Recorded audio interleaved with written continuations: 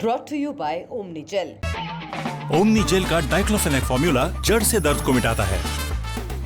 ओमनीजेल, India का number 1 pen recovery jail.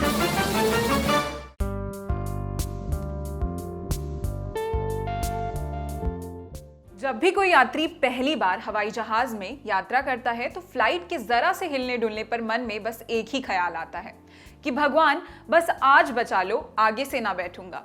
लेकिन flight उड़ा रहे पायलट पर हमारा अटूट विश्वास इस डर पर भारी पड़ता है और हम दोबारा खुशी खुशी ट्रैवल करते हैं।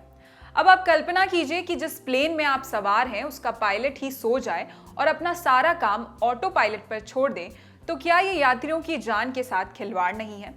एक ताजा सर्वे में ये मामला सामने आया है कि 66% भारतीय पायलट उड़ान के दौरान कॉकपिट में ही झपकी ले लेते हैं। एनजीओ सेफ्टी मैटर्स फाउंडेशन के एक सर्वे में 542 भारतीय पायलट्स ने दिन के समय की नींद या झपकी का सबसे बड़ा कारण थकान के असर पर होने वाले एक सर्वे में भाग लिया। 542 में से 66% पायलट्स ने यह स्वीकार किया कि वो अपने साथी पायलट के सदस्यों को अलर्ट किए बिना ही काम के दौरान कॉकपिट में जाने अनजाने में झपकी या एकदम छोटी सी नींद मार लेते हैं। अब आगे की जानकारी की ओर बढ़ते हैं। देश भर में पिछले कुछ दिनों में लगातार विमानों में खराबी के मामले सामने आ रहे हैं। इसमें स्पाइस जेट, गो फर्स्ट, इंडिगो और एयर इंडिया जैसे सभी प्रमुख एयरलाइंस शामिल हैं। एविएशन सेक्टर के एक्सपर्ट्स का मानना है कि एयरलाइंस की खराब फाइनेंशियल कंडीशन, सप्लाई चेन का टूटना, डीजीसीए में तकनीकी दक्षता, विमानों में तकनीकी खराबी इन मामलों के बढ़ने के प्रमुख कारणों में से एक है। लगभग 2 साल तक कोरोना महामारी के कारण विमान बेकार पड़े रहे। इसके चलते कई एयरलाइंस ने अपनी लागतों में कमी के लिए छटनी भी की। अब एक बार फिर से फ्लाइट की संख्या बढ़ने से बड़ी संख्या में विमानों को काम पर लगाया गया है, लेकिन एयरलाइंस ने नई भर्ती नहीं की, जिसके कारण इस दबाव को संभालने के लिए एयरलाइंस के पास पर्याप्त वर्कफोर्स नहीं है। एविएशन सेक्टर में चल रहे इन तमाम समस्याओं के बीच अब अत्यधिक वर्कलोड के चलते बीच उड़ान के दौरान पायलट्स द्वारा नींद और झपकी लेने का खुलासा करते हुए सर्वे के सामने आने पर यात्रियों की सुरक्षा पर बड़ा सवालिया निशान खड़ा होता है। इस सर्वे में क्षेत्रीय, घरेलू और दुनिया भर में संचालन में लगे भारतीय पायलट्स को शामिल किया गया और एप्सवर्थ स्लीपीनेस स्केल पर उनकी थकान श्रेणियों को मापा गया। इस स्केल की मदद से अलग अलग परिस्थितियों में आपको कितनी थकान या नींद आती है, ये मापा जा सकता है। एनजीओ सेफ्टी मैटर्स फाउंडेशन द्वारा किए गए सर्वे में शामिल पायलट्स की प्रतिक्रियाओं के आधार पर पता चला कि लगभग 54% पायलट दिन में ज्यादा नींद से परेशान हैं, जबकि 41% पायलट दिन में मध्यम नींद से परेशान हैं। इन आंकड़ों से यह पता चलता है कि आखिर क्यों 66% पायलट्स उड़ान के समय झपकी या अनजाने में कॉकपिट में सो जाते हैं।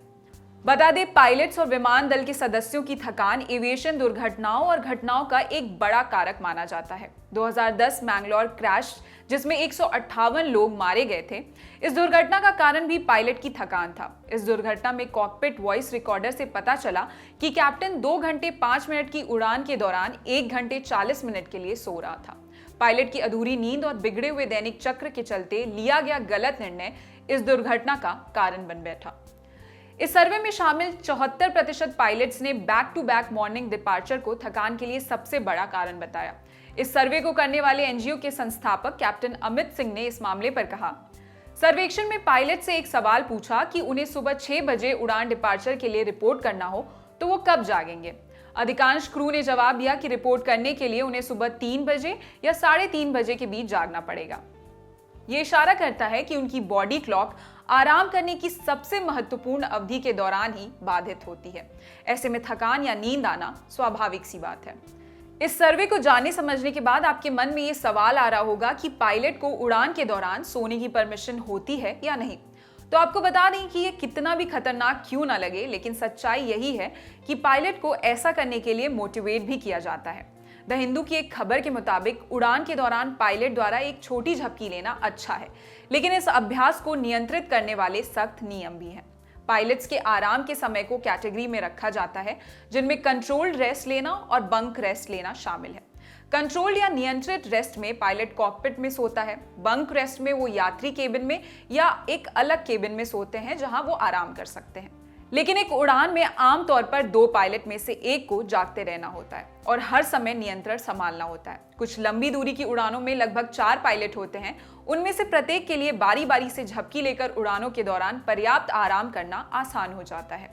हालांकि इसमें मुश्किल होता है कंट्रोल्ड या नियंत्रित रेस्ट लेना। इसमें कई डूज एंड डोंट शामिल होते हैं जिनका पालन पायलट को करना होता है। कंट्रोल या नियंत्रित आराम एक पायलट को काम का बोझ हल्का होने पर लगभग 45 मिनट तक आराम करने की परमिशन देता है।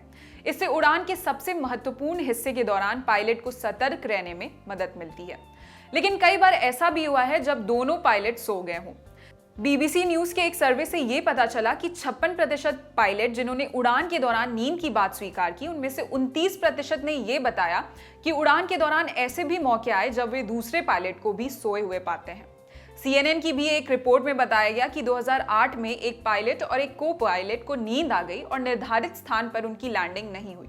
अब आप उन यात्रियों की दुर्दशा की कल्पना कीजिए जो इस प्लेन में सवार थे। इन दोनों पायलट्स के लाइसेंस निलंबित कर दिए गए थे और उन्हें नौकरी से भी निकाल दिया गया। ऐसे ही एक बार तो ऐसा हुआ कि थके हुए पायलट 2017 में सैन फ्रांसिस्को अंतर्राष्ट्रीय हवाई अड्डे पर एक अन्य हवाई जहाज के ऊपर उतरने के बहुत करीब आ गए थे। हालांकि ऐसे मामले कम ही सामने आते हैं क्योंकि अधिकांश पायलट अपनी ड्यूटी का निर्वाह पूरी तत्परता और सुरक्षा के साथ करते हैं। लेकिन विश्वास की डोर पर टिके एविएशन सेक्टर में इस प्रकार के मिसकंडक्ट पर क्या है आपकी राय, हमें कमेंट सेक्शन में जरूर बताएं। अब बारी है जरूरी सूचना की। Guest in the news room के इस एपिसोड में आ रहे हैं खान सर, वही पटना वाले। बम, शादी, पढ़ाई लिखाई, मतलब सब कुछ खंगाला है। बहुत नया मिलेगा। कल आ रहा है पूरा इंटरव्यू सिर्फ ललन टॉप ऐप पर। शुक्रिया।